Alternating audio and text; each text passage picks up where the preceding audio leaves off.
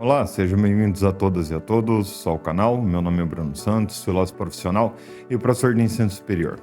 Bom, hoje a gente vai continuar o nosso curso de preferencialismo e eu prometo que está acabando, tá? Eu sei que poucas pessoas acompanham o curso nele mesmo, mas por favor, curtam o vídeo, por favor, compartilhem o vídeo, se inscrevam no canal, né? E façam seus comentários aí embaixo, né? Para a gente tirar algumas dúvidas. Eu sei que uma parte desse curso ele é um pouco mais denso e talvez isso seja um pouco mais chato de assistir, mas vão por partes, vão com calma que vocês conseguem acabar de ver o vídeo e o curso como um todo.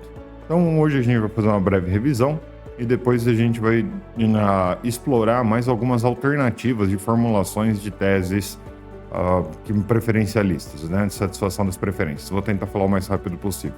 Já peço desculpas novamente se algum som estiver vazando no áudio, porque o prédio está em obra, pessoal, e não tem o que eu fazer. Então, seu comentário aqui é muito importante. O frio que eu estou passando é horroroso, né? Eu estou numa cidade muito fria. Hoje está fazendo agora exatamente 4 graus. Né, e eu tô num prédio sem qualquer tipo de calefação. Então eu tirei minha jaqueta aqui para parecer uma pessoa um pouco mais decente de tão encalacrado de blusa que eu tava. Então, sem mais delongas, né, novamente pedindo aí a paciência de vocês, caso algum problema técnico esteja ocorrendo.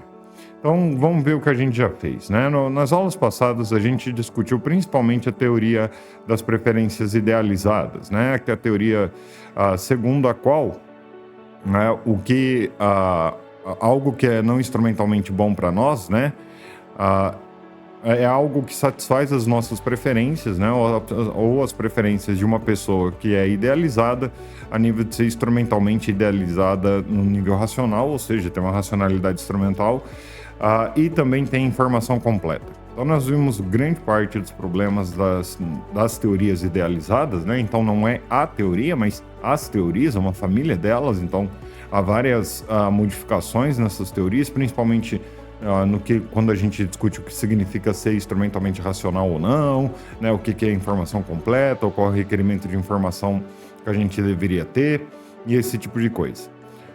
Essas teorias sofrem de um problema bastante sério, que é além de ser os problemas caso limite, né, que são os problemas difíceis de explicar, como o problema do fio, por exemplo.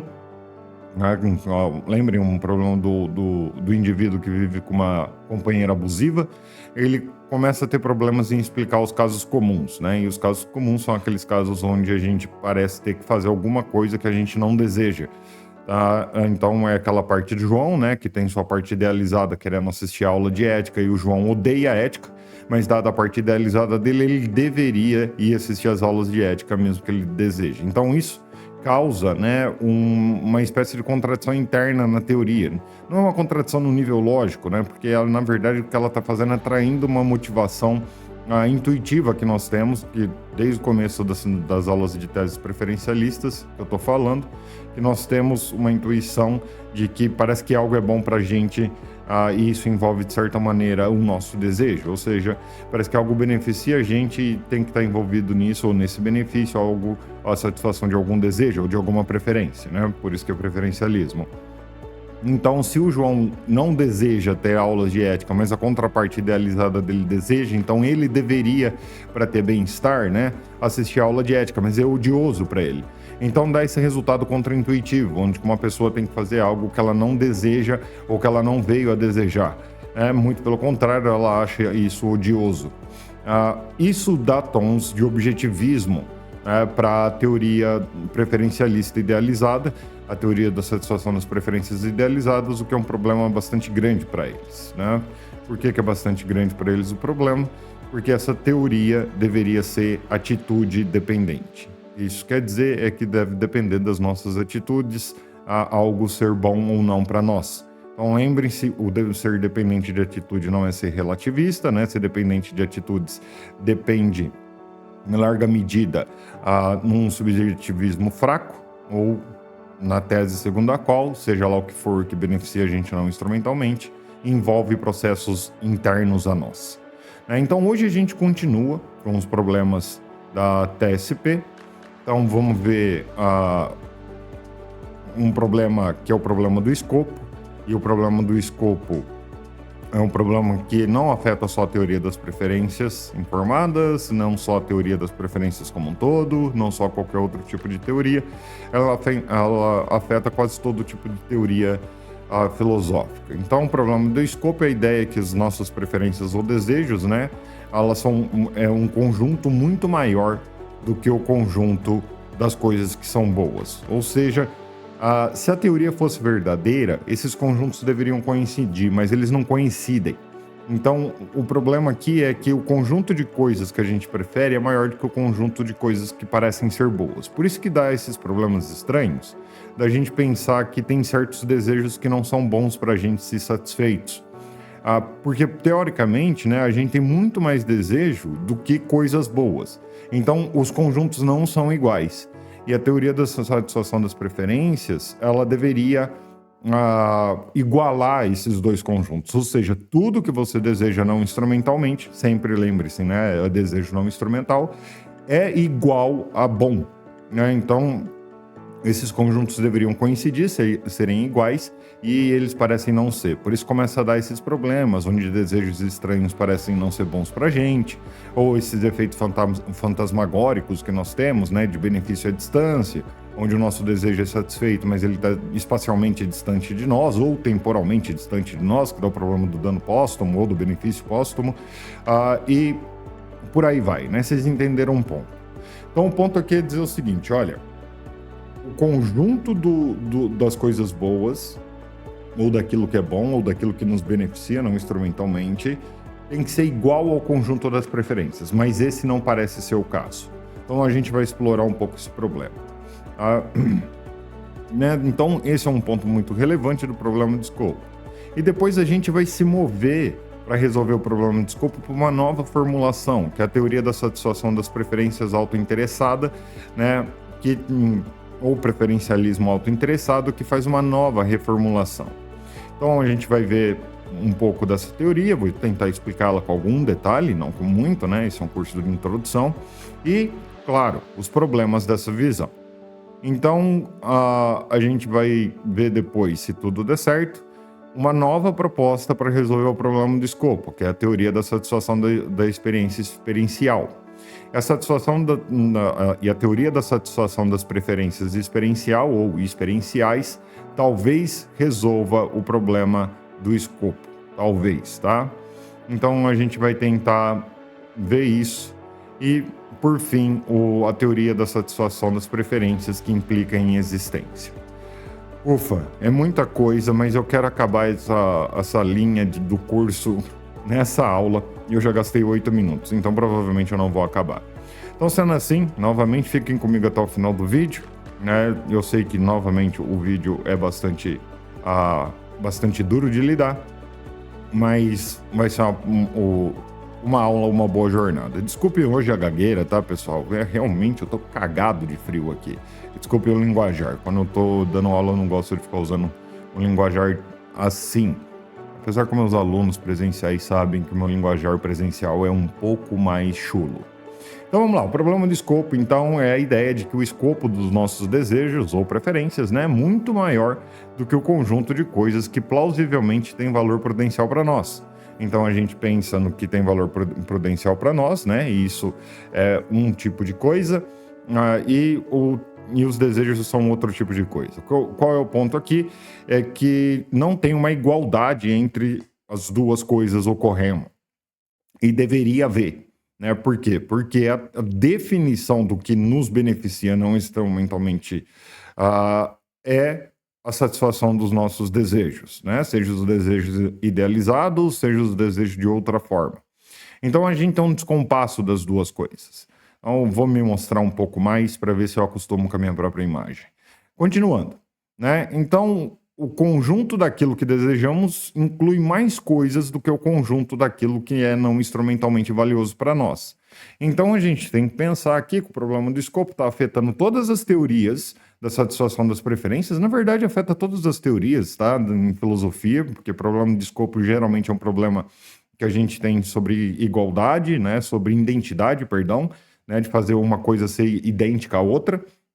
E a gente tem vários problemas do escopo, porque a gente sempre acha alguma coisa que escapa da nossa identidade, né? Então, se eu quiser falar que prazer é igual, né, é idêntico a bom, né, eu sempre vou achar alguma coisa que parece prazerosa, mas não boa, né? Ou seja, algum prazer que não está me beneficiando. Então, isso é um problema do escopo. O mesmo tem na teoria da satisfação dos desejos. Então, isso é um problema comum e bastante difícil de resolver. Então, um ponto relevante aqui, né, é que o problema de escopo ainda não foi resolvido, nem por teorias não idealizadas, como por teorias idealizadas da satisfação das preferências. Né? Mas eu vou seguir aqui o que está sendo proposto pelo professor Fletcher, né? Então, referência bibliográfica na descrição do vídeo. Eu sei que praticamente ninguém vê a descrição do vídeo. Mas a gente vai seguir aqui testando algumas possíveis soluções. Então vamos lá, né? Então, para perceber como seria uma solução adequada para o problema do escopo, o argumento do professor Fletcher, né? Parece útil começarmos com uma proposta obviamente problemática da teoria da satisfação das preferências. Então, vamos supor, né, que um teórico da satisfação das preferências altere sua teoria para a seguinte forma. E essa aqui é uma forma que o professor Fletcher está usando a nível retórico, tá? Não necessariamente alguém defende essa forma aqui. Eu, na verdade, nunca vi, né? Mas sempre tem um maluco, então provavelmente deve estar por aí. Então, satisfação das preferências autointeressadas. Então, presta atenção na formulação, porque a formulação vai nos ajudar a ver os problemas do escopo. Né? Então, algo é não instrumentalmente bom para alguém, se, somente se e porque, né, satisfaz uma preferência dele autointeressada e não instrumental. Então tem mais uma característica aqui nas preferências. Agora, ela, além de ser não instrumental, ela é autointeressada. E algo é não instrumentalmente mal, essa é a parte negativa, né, da definição, ou do enunciado da teoria, para ser exato, para alguém se, somente se e porque frustra uma preferência dele autointeressada e não instrumental. Então, algumas coisas têm que ser esclarecidas, né? O primeiro, né, o que a gente tem que pensar é o que é autointeressado, né? Autointeressado é toda e qualquer preferência que tem a ver com o sujeito. Então, para a gente trocar em miúdos, as preferências cuja satisfação aumenta ou faz parte, né, do nosso bem-estar são aquelas que estão ligadas a nós, ou seja, cuja realização tem a ver com as mudanças em nossa vida. Então, essa formulação, ela evita os problemas dos efeitos à distância, né? Ou seja, da satisfação separada da gente espacialmente ou temporalmente. Então, evita, por exemplo, o contra-exemplo do avião, né? Evita o contra-exemplo ou o resultado estranho do dano póstumo ou do benefício póstumo, né? Pode ser qualquer um dos dois. Então, ela evita problemas. Então, modificação dela evita problemas. Isso já traz alguma plausibilidade para a teoria, mas a gente poderia tentar dar um argumento adicional sobre isso. Que isso quer dizer que a gente poderia tentar falar alguma coisa adicional a favor da teoria. Parece ser relevante a gente considerar só as preferências autointeressadas? Essa é a pergunta, né? Para o nosso bem-estar. Parece relevante que só isso que conta? Bom, um argumento, pelo menos intuitivo, a favor disso é que parece que modificações na nossa vida, né, ou nos nossos estados, sejam internos ou externos a nós, próximos a nós, é o que realmente nos beneficia. Se isso estiver muito longe, né, parece que simplesmente isso não nos beneficia de qualquer forma. Então, a gente também pode ter preferências que não estão perto da gente no tempo, não só aquelas que causam benefício póstumo, né?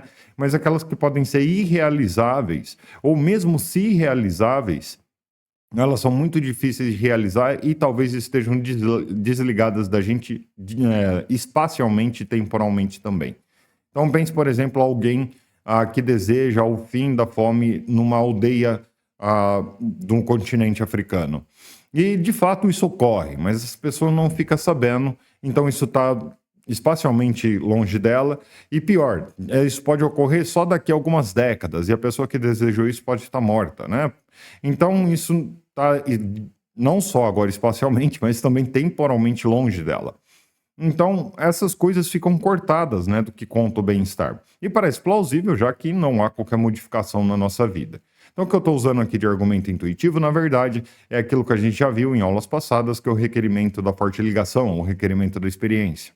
Então, para respeitar o requerimento da experiência, né, a gente poderia mudar para a teoria da satisfação das preferências autointeressadas. Então, conta aquela que tem a ver com a gente. Então, para vocês terem uma ideia, essas críticas, né, do benefício separado da gente, né, temporalmente ou espacialmente, também consta, eu citei o John Rawls já, né, o filósofo norte-americano, o principal filósofo norte-americano da política do século XX, a meu ver, e ao ver de muita gente, mas o Ronald Dworkin também, em um livro chamado Levando os Direitos a Sérios, esse livro tem em português, também faz a mesma crítica. Então, bem, se vocês quiserem um curso de filosofia política, falem aí que a gente pode fazer um curso de filosofia política, tá? Então, qual que é o problema dessa visão no final das contas, né? Então, o problema é que ela é pouco ou nada informativa, né? E também pode sofrer ou sofre de circularidade. Então, às vezes, ser não informativo não quer dizer que é circular, tá? Não informativo pode ser apenas coisas analíticas, né? Expressões analíticas, né? Expressões analíticas são aquelas expressões que você consegue saber a verdade ou a falsidade da expressão só de olhar o conteúdo do que está ocorrendo na expressão. Então, por exemplo, todo solteiro é não casado.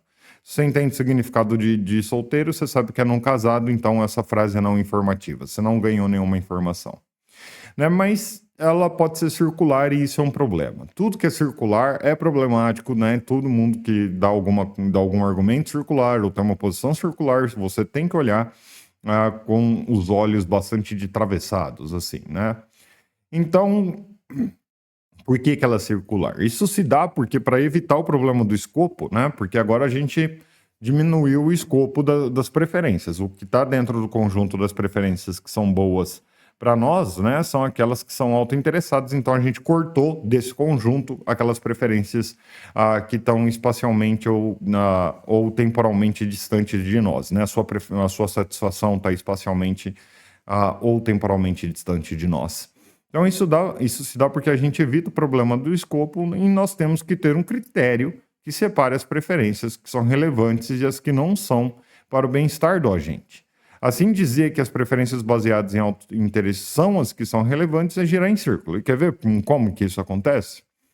Pense o seguinte, pense que alguém pergunte para esse teórico da satisfação das preferências autointeressadas, o seguinte: o que é relevante para o bem-estar? Bom, a resposta dele naturalmente seria a satisfação das preferências autointeressadas, né? Então, o que é uma preferência autointeressada? É aquilo que, quando satisfeito, aumenta o nosso bem-estar. E isso é circular, tá vendo? Por quê? Porque ele está dizendo que o que é relevante para o bem-estar é aquilo que aumenta o bem-estar. Isso não é uma definição de bem-estar, né? Ele tem que pressupor que o bem-estar já está definido. E o bem-estar é o quê? Satisfação de preferências autointeressadas. E como o que é relevante para o bem-estar, satisfazer essas preferências, então. Então, a gente está girando em círculos. Então, como que a gente escapa desse círculo vicioso, né?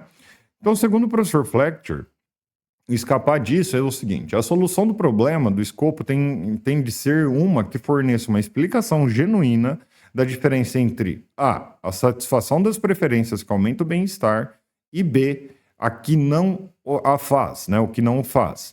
Então, a gente tem que ter uma explicação boa, não circular, de preferência, né? Sobre por que certas preferências, quando satisfeitas, aumentam o nosso bem-estar e por que certas preferências, quando não satisfeitas, ou quando satisfeitas, melhor dizendo, não aumentam o bem-estar. Então, ela é satisfeita e não aumenta mesmo assim o bem-estar. Então, pense novamente numa pessoa que gosta muito de beber. Então, ela bebe demais. Então, ela tem uma preferência por beber. Então, quando essa preferência é satisfeita, ela não parece ser beneficiada. Então, a gente tem que explicar por que isso está acontecendo, para resolver o problema do escopo, porque aí a gente joga essa preferência para fora, né, do conjunto de coisas, de preferências que nos beneficiam não instrumentalmente. Então a ideia, deixa eu dar uma afastada para minhas mãos aparecerem melhor, né? A ideia aqui é que a gente consiga um critério que recorte o conjunto de preferências, com uma explicação plausível, é claro, né? Que coloque fora as preferências que, mesmo satisfeitas, não contam para o nosso bem-estar e coloque dentro aquelas preferências que, quando satisfeitas, aumentam o nosso bem-estar. Ou, em outros termos, aquelas preferências que, quando são satisfeitas, é igual a serem boas não instrumentalmente para nós. Então, é isso que a gente está procurando para resolver o problema do escopo esse. E assim, pessoal, é um fila da puta de um problema, e perdão meu palavreado, né? Já falei em outros vídeos, estou ficando à vontade, estou xingando mais. É um fila da puta de um problema conseguir arrumar esses critérios ou explicações.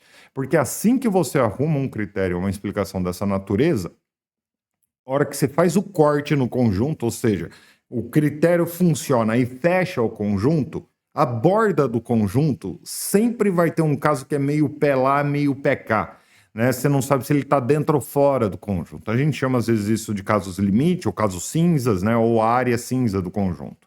Porque a definição que a gente está procurando é em termos de condição necessária e suficiente, e isso é muito difícil de encontrar e bastante difícil da gente gerar.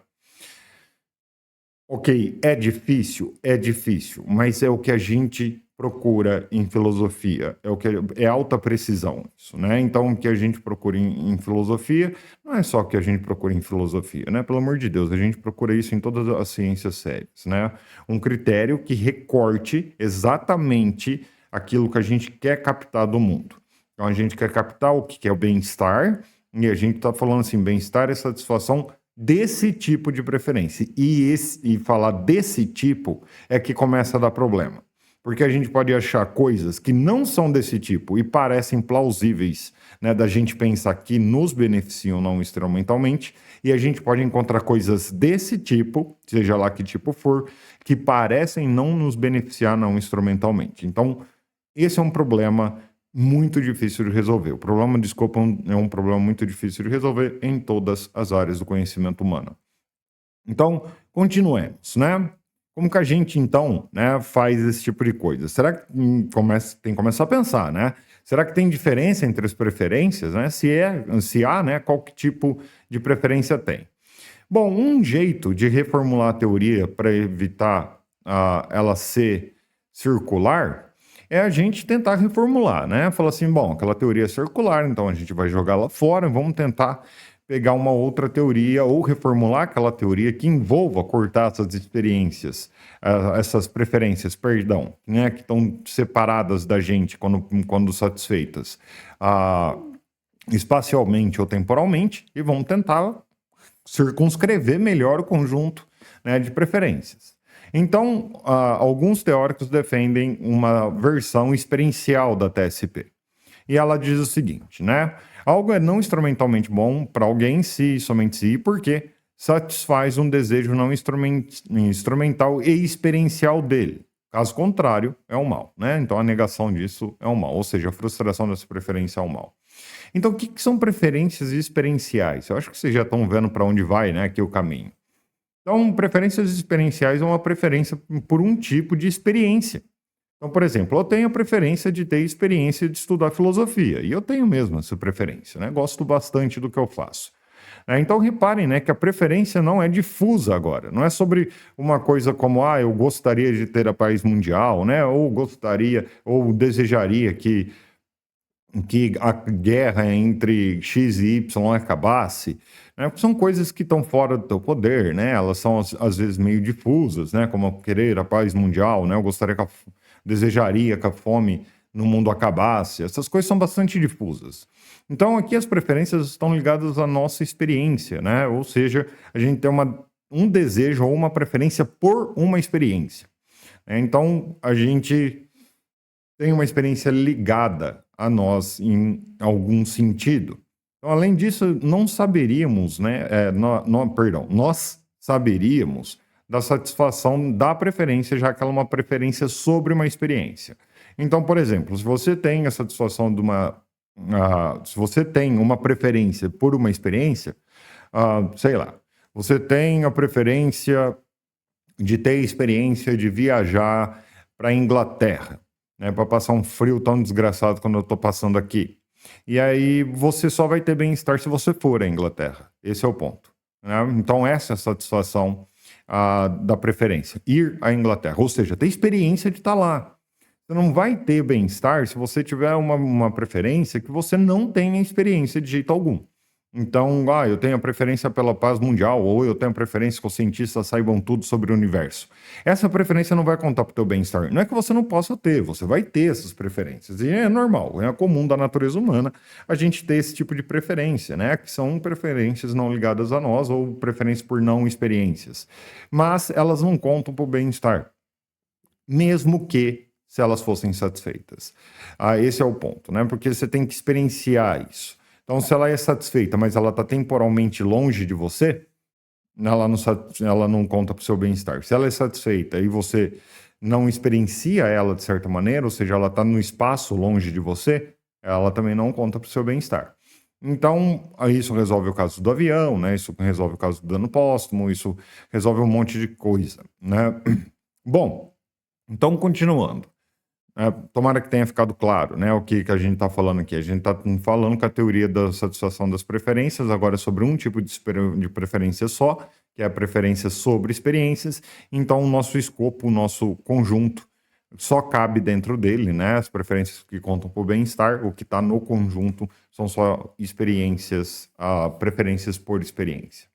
Então, é isso que está acontecendo, né? A gente está cortando aqui. E, novamente, isso parece plausível porque isso está ligado a nós de certa maneira, né? E não envolve circularidade. E não envolve circularidade. Então, bem, né? Até a teoria da satisfação das preferências de experiência, né? Ela explica a diferença entre as preferências que contribuem e que compõem o nosso bem-estar e as que não. Né? Por quê? Porque ela está dizendo para a gente que a que conta, né, para o nosso bem-estar, aqui conta para o nosso bem-estar, é aquelas que nós experienciamos, porque a experiência é aquilo que está ligado fortemente a nós, por exemplo. Porém, ela resolve problemas além disso, né, ela resolve problemas. Esse porém está todo errado aí, não deveria estar aí, mas tudo bem. Então, ela resolve problemas como o problema do desconhecido no avião, como eu já disse, ou preferências por ter vida no universo, por exemplo. Imagine que você tenha preferência de que seja encontrada vida no universo. Isso é uma coisa muito, muito abstrata, né? Muito separada de você. Ou do relacionamento abusivo, né? Essa é a pergunta. Então, quais são ou qual é o problema dessa teoria? Então, para mim parece, tá? Pelo menos à primeira vista, parece que ela resolve problemas como o problema do desconhecido no avião, né? Que é o benefício espacialmente separado de você. Então, isso não conta, né? Ela parece que resolve também o de ter vida no universo. Você pode ter a preferência por essa experiência, né? De ter vida no universo, por passar, sei lá, pela notícia, né? De que há vida no universo, ou que você ajude a descobrir a vida no universo, perdão. Então, você pode ter N preferências que só vão aumentar o teu bem-estar se você experienciar a experiência. Então, quais que são os problemas dessa teoria? Bom, tem dois problemas bastante grandes. Parece que a teoria é muito restritiva, né? Pois conta só as preferências por experiência. Então, parece que algumas coisas não têm a ver com a preferência por experiência, que poderia aumentar o nosso bem-estar. Então, esse é um dos problemas. Lembrem que eu disse que tem dois grandes problemas quando a gente faz esse recorte, né? Tenta colocar o conjunto inteiro.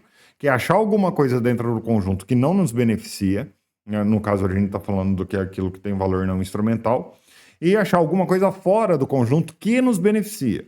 Então, o critério, ele não corta certo as coisas, né? Então, é como se eu quisesse defender maçã, né, e eu catasse um conjunto de objetos e dentro eu descobrisse que tem uma coisa que parece não ser maçã e fora do conjunto parece ter uma coisa que parece ser maçã. Então o critério que está cortando ou definindo o conjunto, ele é um critério ruim, porque ele não está cortando do jeito certo a realidade, né? Ele não está captando do jeito correto a realidade. E esse é o problema do escopo, querendo ou não, né? Porque a gente não sabe o que vai dentro do conjunto para igualar depois ao conjunto de coisas boas. Então, esse é um problemão. Então, eu posso, por exemplo, né, preferir, né, que a seleção brasileira ganhe a próxima Copa. E isso parece plausível e não é uma preferência por uma experiência. Porque eu não vou eu posso não experienciar a próxima Copa, na verdade.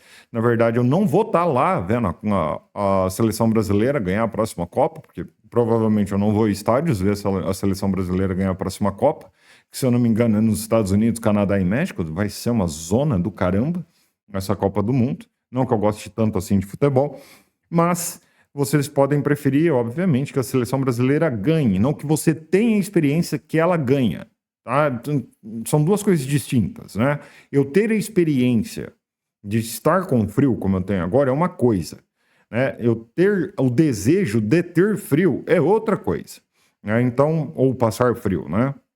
Tem gente que adora inverno, né? Adora passar frio. Eu odeio passar frio, né? Então eu tô num mal-estar gigantesco hoje.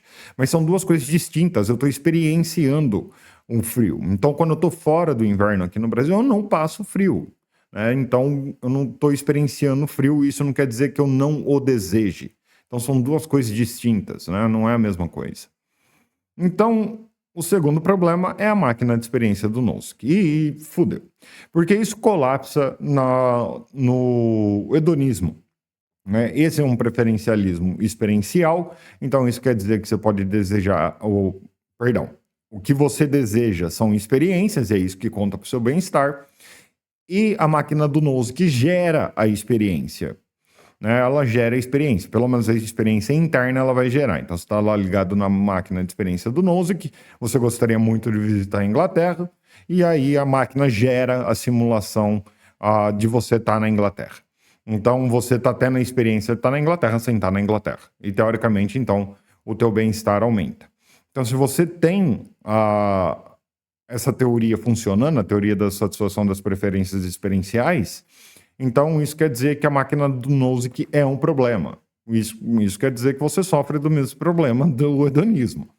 E ela é um problema, novamente, a máquina de experiência do Nozick não refuta ninguém, né? Ela só mostra que certas teorias podem ser contraintuitivas, é só isso. Ela só mostra que isso que está ocorrendo. Então a gente pode tentar se mover para uma nova teoria, para reformulação, para tentar cortar e resolver o problema do escopo. Então eu estou mostrando as opções aqui para vocês, depois vocês julguem aí nos comentários quais são as plausíveis. Então essa teoria ela diz o seguinte, né? Algo é não instrumentalmente bom para alguém, se e somente se, porque é uma preferência não instrumental cuja satisfação implica em sua existência, né? A existência do agente. Caso contrário, é um mal. Então, o que são preferências que implicam a existência? Preferências que implicam a existência são preferências cuja realização implicam a existência do agente que prefere, né? Então, bom, essa explicação parece que não ajudou muito, né? Então, vamos ver alguns exemplos. Só, por exemplo, a minha preferência de ser um ótimo filósofo tem sua satisfação condicionada. Então, a minha existência... Perdão, esqueci de colocar o PowerPoint, né? Então, eu vou voltar lá de novo para falar a teoria. Então, tá vendo? Sem edição dá nisso. Então, algo é não instrumentalmente bom, segundo a teoria da satisfação das preferências que implica a existência, né? Algo instrumentalmente bom para alguém, se somente se, porque é uma preferência não instrumental cuja satisfação implica em sua existência, a existência do agente, né? Caso contrário, ela é um mal. Então, por exemplo, né? A minha preferência de ser um ótimo filósofo tem sua satisfação condicionada à minha existência. Ou seja, eu preciso existir para que ela seja satisfeita. Já a minha preferência pela paz mundial, ou para que o desconhecido lá do avião, né, se dê bem, não pressupõe a minha existência. Eu posso desaparecer e o cara lá do avião se continuar se dando bem e a paz mundial ser alcançada. Então eu posso não existir para isso, não importa se eu existo ou não. Né, já que a satisfação de ambas delas pode ocorrer mesmo que eu vá dessa para melhor. Assim, né, somente as preferências do primeiro tipo contam para o bem-estar e o resto não conta. Então, de novo, a gente está cortando agora as preferências sobre aquelas que demandam a sua existência. Então, se você existe, você pode ser beneficiado, né? Ou pode ser prejudicado também. Então, essas preferências é as que contam. Beleza, agora compare todas as propostas, né? E eu já estou indo para o fim. Será que essa última proposta, né, ela resolve melhor os problemas que a gente viu até agora, né? Como o benefício que está separado da gente distancialmente ou temporalmente, né? Espacialmente ou temporalmente. Será que Ela responde bem aos desejos estranhos, como aquela de contar a grama? Será que ela responde ao problema da máquina de experiência do Nozick? Será que ela responde ao problema daquelas preferências que parecem não nos beneficiar, como no caso do fio e do relacionamento abusivo? Será que elas são melhores, essas últimas propostas, ou essa última proposta, se você quiser só pegar a última? Então, será que ela é menos restritiva do que as outras, né? Será que ela não corta demais? Será que a gente não vai achar, então, preferências que estão fora do conjunto ou dentro do conjunto que não deveriam estar, as que estão fora que deveriam estar dentro do conjunto? Ela seleciona um subconjunto de preferências relevantes? Nossa, essa pergunta de $1 milhão, né? Se sim, a teoria é verdadeira, né? Ótimo, maravilhoso. Afinal, né, qual das propostas vale mais a pena para a gente trabalhar mais, para melhorar? Será que dá para salvar um modelo, né, da TSP, da teoria da satisfação das preferências? Pessoal, tem que salvar o modelo, tá? Porque em filosofia é isso, a gente não joga nada fora. A gente não joga nada fora, a gente tenta aproveitar tudo. Então, para a gente finalizar até que, enfim, né, a parte do curso sobre teoria das preferências, a gente viu uma formulação bastante simples, intuitiva, depois a gente viu os problemas dessa formulação, não vou ficar repetindo os problemas, fiz esse curso todo. Depois a gente viu a satisfação das preferências informadas, ou da teoria da satisfação das preferências idealizadas, viu problemas nela. Vimos uma reformulação, uma tentativa de reformulação para fins argumentativos da teoria da satisfação das preferências como preferências autoinformadas para tentar resolver o problema do escopo, autointeressadas, perdão, para tentar resolver o problema do escopo. Vimos que ela cai em circularidade, passamos a experiencial, aí vimos que ela pode ser restritiva demais e depois passamos a que implica a existência do indivíduo, que pode resolver alguns problemas, né? Como, por exemplo, o problema do benefício ou do dano póstumo. Então é isso. Eu espero que vocês tenham gostado. Novamente, não se esqueçam de comentar aí embaixo suas dúvidas, né? Curtir o vídeo se vocês gostaram, é claro. Se vocês não gostaram também, dá dislike, fica tudo certo, não tem problema nenhum. Se inscrevam no canal, fiquem bem, né? E a gente se vê. Até a próxima.